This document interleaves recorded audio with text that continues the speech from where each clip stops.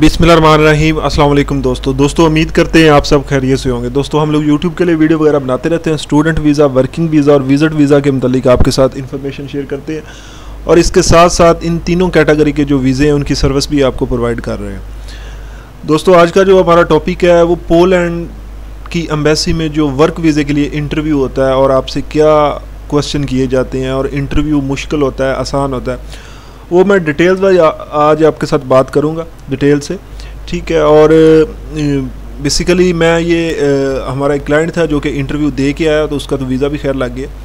तो मैं आपको बताऊंगा कि उससे क्या क्वेश्चन पूछे गए, ठीक है, क्या सवालात हुए, ठीक है, और क्या क्या उन्होंने क्वेश्चन पूछे और ये इंटरव्यू कितना को मुश्किल होता है, आम बंदा इंटरव्यू दे सकता है या नहीं दे सकता, इंटरव्यू की बेस पे आपको वीज़ा मिलता है कि इंटरव्यू के बगैर भी आपको वीज़ा मिल जाता है। ये सारी चीज़ें जो है वो स्टेप बाय स्टेप मैं आपके साथ डिस्कस करूंगा। लेकिन उससे पहले आप सब भाइयों से रिक्वेस्ट है कि आप हमारे चैनल ट्रैवल टू वर्ल्ड को ज़रूर सब्सक्राइब करें, साथ में बेल आइकन होगा उसके ऊपर ज़रूर क्लिक करें ताकि आने वाली नई वीडियो जो है बआसानी आपको मिल सके।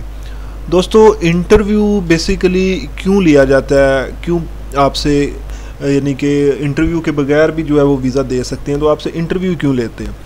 मैं अक्सर अपनी वीडियो में कहता हूँ पोलैंड के मतलब ख़ास तौर पे कि 90% तो ये होता है कि आपका इंटरव्यू नहीं लिया जाता, इसमें 10% ये होता है कि आपसे वो इंटरव्यू ले लेते हैं।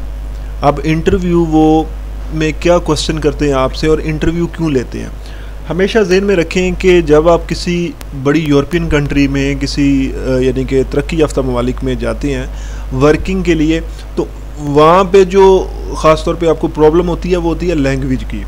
यानी कि अगर वहाँ के लोगों को आपकी लैंग्वेज जो है, आप उनकी ज़ुबान को ही ना समझ सकें, तो फिर यानी कि वो अपना काम आपसे किस तरह करवाएं, मेन चीज़ ये होती है। तो उसमें ये होता है कि ये तो एक तरह की उनकी ये सोच होती है, ठीक है, वो अपने ज़हन में ये चीज़ रखते होते हैं। लेकिन एक चीज़ जो सबसे इम्पोर्टेंट चीज़ है वो ये है कि इंग्लिश जो है वो बेसिकली एक तरह की इंटरनेशनल लैंग्वेज है, यानी कि जो कि पूरी दुनिया में बोली जाती है।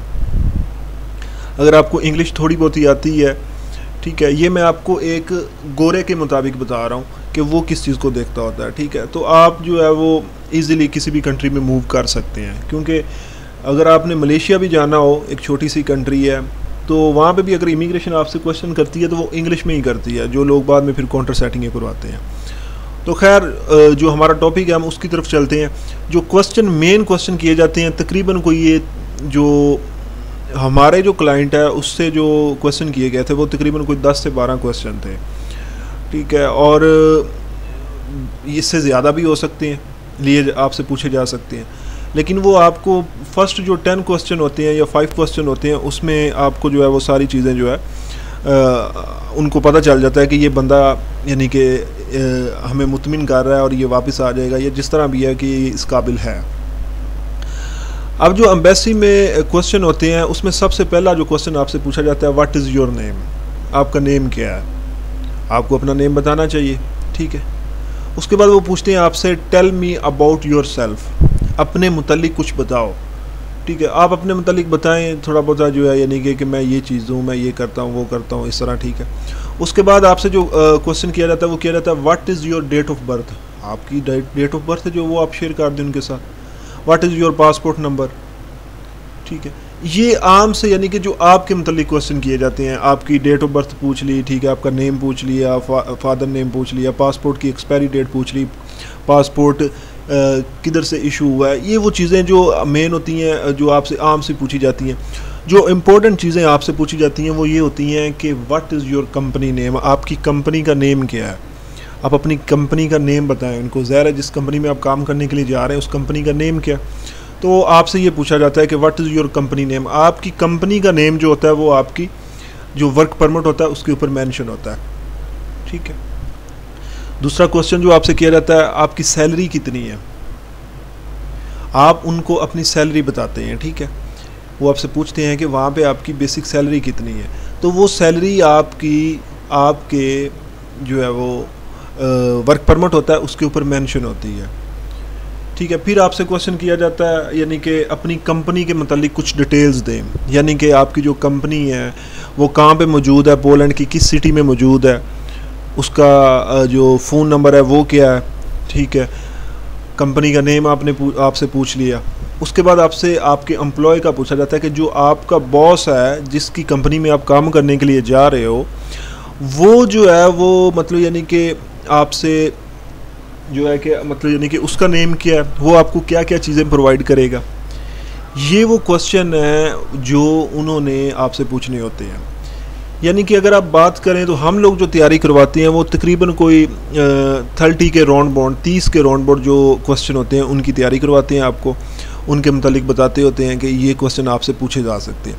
लेकिन ज़्यादा से ज़्यादा वहाँ पे जो आपसे क्वेश्चन होते हैं वो कोई 10 से 12 क्वेश्चन होते हैं जिनके आपने आंसर देने होते हैं, ये इंटरव्यू अगर हो तो। लेकिन मैं फिर दोबारा रिपीट कर रहा हूँ कि 90% इंटरव्यू नहीं होता। 10% ये है कि अगर आपका वो इंटरव्यू कर लें तो आपके सामने ये क्वेश्चन रखते हैं, कोई ये क्वेश्चन नहीं रखते कि आप के लिए जो बड़े मुश्किल हो जाए, ठीक है। अगर इन क्वेश्चन का भी आप आंसर नहीं दे सकते तो फिर इससे बेहतर है कि आप जो है जो मतलब यानी कि यूरोप के लिए अप्लाई ना करें वर्क वीज़ा के लिए। आप कोई डंकी शंकी लगा के या जो इलीगल तरीके के ज़रिए जाते हैं उस तरीके से चले जाएं। मेन क्वेश्चन जो किए जाते हैं वो आपसे ये किए जाते हैं। तो हमारे क्लाइंट से जो क्वेश्चन किए गए थे वो भी मैं आपसे डिस्कस कर देता हूँ। इससे फर्स्ट इसका नेम पूछा गया है, क्योंकि ज़ाहिर सी बात है सबसे पहले आपका नेम ही पूछा जाता है ताकि आपको वो मुखातिब कर सकें, आपको वो अपनी तरफ यानी कि आपको मुखातिब करने के लिए कोई ना कोई नेम तो होगा ना। नेम पूछा गया, फिर कंपनी के मुतालिक पूछा गया कि आपकी कंपनी कहाँ पे मौजूद है, आपकी सैलरी कितनी है, आपको रहायश वहाँ पे मिल रही है कि नहीं मिल रही, फिर आप वहाँ पे जो है वो मिसाल के तौर पे आपका कॉन्ट्रैक्ट कितने साल का है। यानी कि अगर आपका 3 साल का कॉन्ट्रैक्ट है तो 3 साल कॉन्ट्रैक्ट के बाद क्या आप वहाँ से वापस आ जाएंगे कि आगे मूव कर जाएंगे। तो ये वो सारे क्वेश्चन होते हैं। इसमें आपने जो ज़्यादातर क्वेश्चन के जो आंसर देने होते हैं वो नो में देने होते हैं, यानी कि आपने उनको मुतमिन करना होता है। स्टडी वीज़े पे भी इंटरव्यू होता है और वर्किंग वीज़े पे भी इंटरव्यू होता है। तो काफ़ी तादाद में लोग यहाँ से मूव कर रहे हैं। आप ट्राई करें, कोशिश करें, इंशाल्लाह आप भी कर सकते हैं मूव। ये मैं आपको पाकिस्तान का बता रहा हूँ, ठीक है। और ओवरऑल तकरीबन जो पोलैंड की एम्बेसी है उसमें जो क्वेश्चन किए जाते हैं, चाहे आप इंडिया से हैं, पाकिस्तान से हैं, जिधर से भी हैं। यहाँ पे एक चीज़ मैं और डिस्कस करूँगा आपके साथ कि पोलैंड की अपॉइंटमेंट अभी जो है वो ड्रा सिस्टम चल रहा है। ये दुबई में भी चल रहा है, मलेशिया में भी चल रहा है, पाकिस्तान में भी चल रहा है, इंडिया में भी चल रहा है। यहाँ पे कुछ बगड़ बिल्ले हैं जो कहते हैं कि जी ड्रा सिस्टम होता ही नहीं है, ठीक है। उन बेवकूफ़ों को ये नहीं पता कि एम्बेसी जो है वो ख़ुद ये कह रही है कि हमने ड्रा सिस्टम रखा हुआ और ड्रा सिस्टम की वो डेट देते होते हैं। फिर दूसरी चीज़ ये है कि अपॉइंटमेंट के लिए 2-2 लाख रुपए मांग रहे हैं कि यानी कि अपॉइंटमेंट करवा के दे देते हैं आपको, 2 लाख रुपए दे दें आप। तो यार कोई थोड़ा सा खुदा का खौफ खाओ। इसमें एक जनाब इंडिया से भी हैं, इंडिया पंजाब से सिंह हैं साहब, तो वो जो है ना वो यानी कि डिमांड करते हैं कि आप जो है ना वो 2 लाख रुपए दें तो मैं आपको अपॉइंटमेंट ले दूँ, और ड्रा सिस्टम तो चीज़ होती ही नहीं है। तो साहब को इंशाल्लाह जो है वो नेक्स्ट वीडियो में मैं थोड़ी सी उसकी धुलाई करूँगा, उसको बताऊँगा कि ये चीज़ें होती हैं इसमें, ठीक है। ये जो है ना ये ड्रा सिस्टम आप देख लें होता है या नहीं होता। और ठगबाज बैठे हुए हैं यहाँ पे लोग बड़ी तादाद में जो कि लोगों को लूटी जा रहे हैं, ठीक है जी। लोग बेचारे उस तरह के सीधे साधे बंदे हैं, उनको पता ही नहीं है कि होता क्या है। तो इसलिए अपॉइंटमेंट के तरीक़ेकार हम लोग सारा कुछ अपने यूट्यूब चैनल पे बता रहे हैं। आप किसी से अपॉइंटमेंट लें ही ना, आप खुद जाके अपॉइंटमेंट करें। जहाँ पे आपको समझ नहीं आती, आपको कोई प्रॉब्लम होती है, आप हमारे से हेल्प ले लें। हम आपसे पैसे नहीं लेंगे, आप मदद ले सकते हैं हमारे से। तो इंशाल्लाह फिर मुलाकात होगी एक नई वीडियो में एक नई इन्फॉर्मेशन के साथ। हमें इजाज़त दें। अल्लाह हाफ़िज़। अस्सलाम वालेकुम।